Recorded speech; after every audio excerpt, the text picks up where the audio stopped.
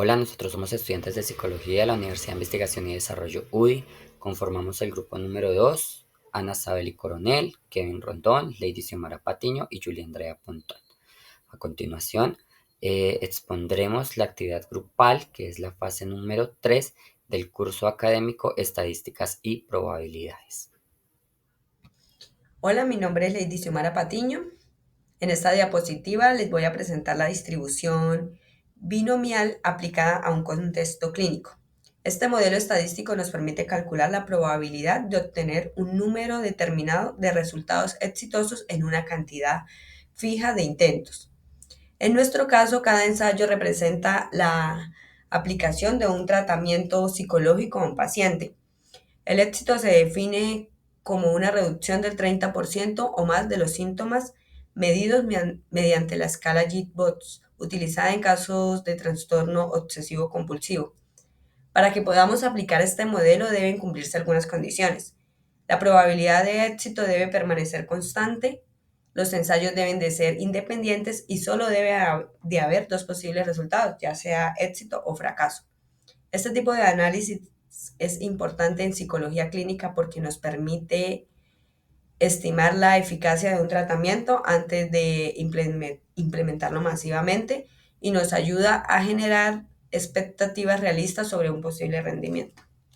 Bueno, acá vamos a hacer el cálculo de probabilidades aplicando la fórmula binomial al caso clínico propuesto.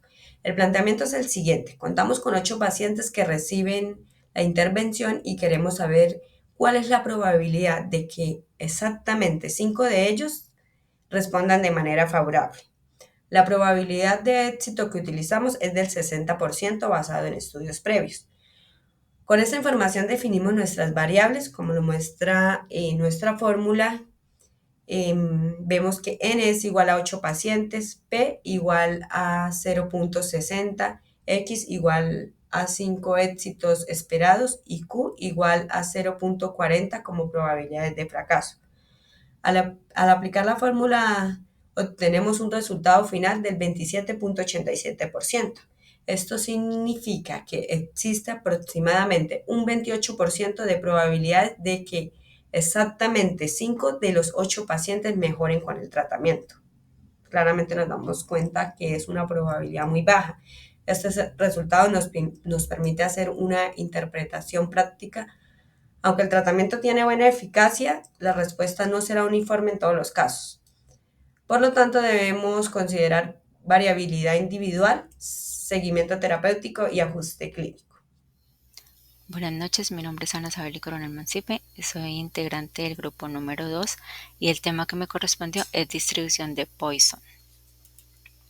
La distribución de Poisson es una herramienta poderosa en estadística que nos permite entender y predecir la ocurrencia de eventos raros en un intervalo fijo de tiempo o espacio, aplicando a la psicología organizacional o comunitaria. Detención de crisis organizacional, modelo para eventos raros en un intervalo de tiempo continuo. La distribución de Poisson tiene un único parámetro, la lambda, que representa el número medio de eventos. Un ejemplo como los incidentes de acoso laboral en una empresa, la distribución de Poisson modela la probabilidad de que ocurra un número específico de eventos. En este encontramos el monitoreo sensibilizado. Con Poisson, el equipo de recursos humanos tiene una referencia clara, actividad de protocolos. Al ligar el umbral a un número estadístico preciso, convertimos la probabilidad en un indicador de gestión. Un reporte de 5 o más activa un protocolo de emergencia que incluye la intervención del clima laboral o la intervención de mediadores. Dimensionamiento de recursos. Conocer estas probabilidades permite a la organización optimizar recursos. Si la probabilidad de crisis es baja, se puede enfocar en prevención. Si es alta, se deben asignar más recursos a la intervención directa. A continuación mostramos un pequeño ejemplo. Entonces, en escenario, la media histórica En Lambda es igual a 2.5. Se considera crisis si ocurre 2 o más incidentes, como ya lo había mencionado anteriormente. Calculamos la probabilidad puntual, exactamente 5 incidentes. ¿Por qué importa? Esto nos permite distinguir entre variaciones normales y una anomalía que requiere intervención de recursos humanos. El cálculo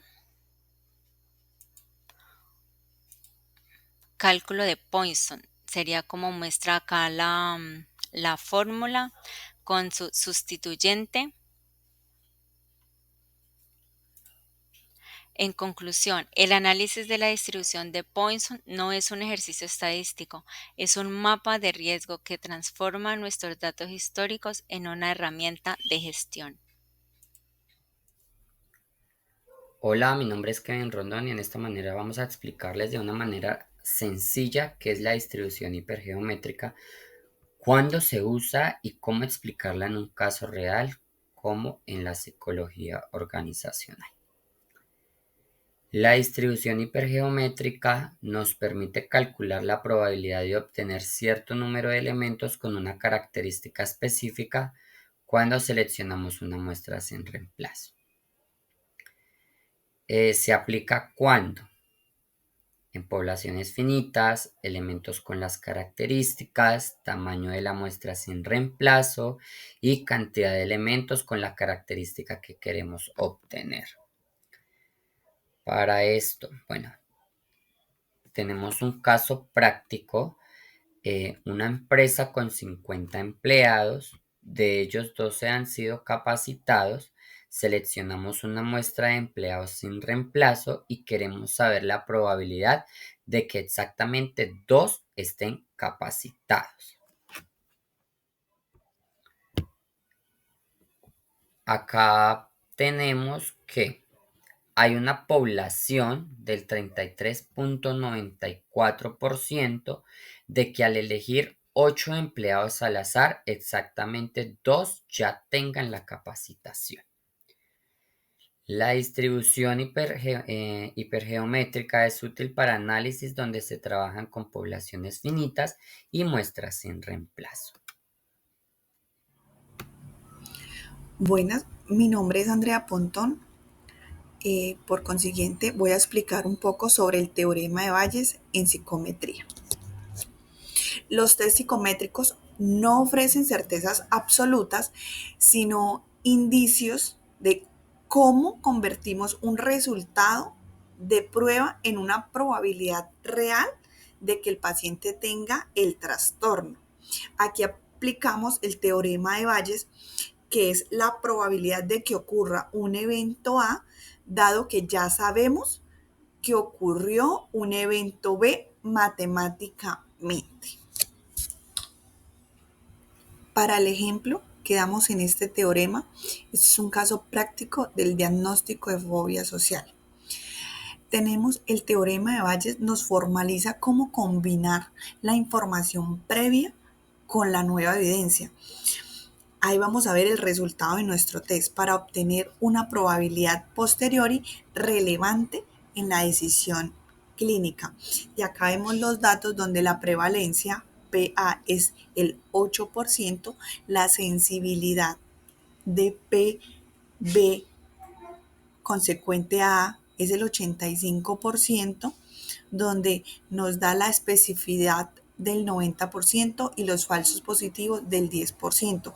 Con esto queremos calcular la probabilidad a posteriori, donde aplicamos nuestra fórmula como la vemos en la diapositiva, donde desenglosamos ya los datos que hemos sacado, los resultados que hemos sacado, y esto nos da un 42.5%, que a pesar de tener un test positivo, la probabilidad real es menos al 50% debido a la baja prevalencia. Con esto concluimos estos 4 temas tan importantes donde llevamos esta síntesis de modelos en un impacto en la toma de decisiones. Aquí nos muestran cómo la estadística transforma estos datos brutos en herramientas clínicas y organizacionales que nos ayudan a detectar un poco más los datos en encuestas y estadísticas para ser un poco más certeros y probables a lo que estamos buscando. Vemos cómo el binomial establece esas expectativas realistas de éxito terapéutico. También vemos cómo Poisson define umbrales muy objetivamente para la intervención en crisis. También tuvimos el placer de explicar cómo la hipergeométrica valida la representatividad en muestras pequeñas y cómo Bayes nos enseña a refinar un poco más ese diagnóstico, evitando falsas alarmas en ciertos datos.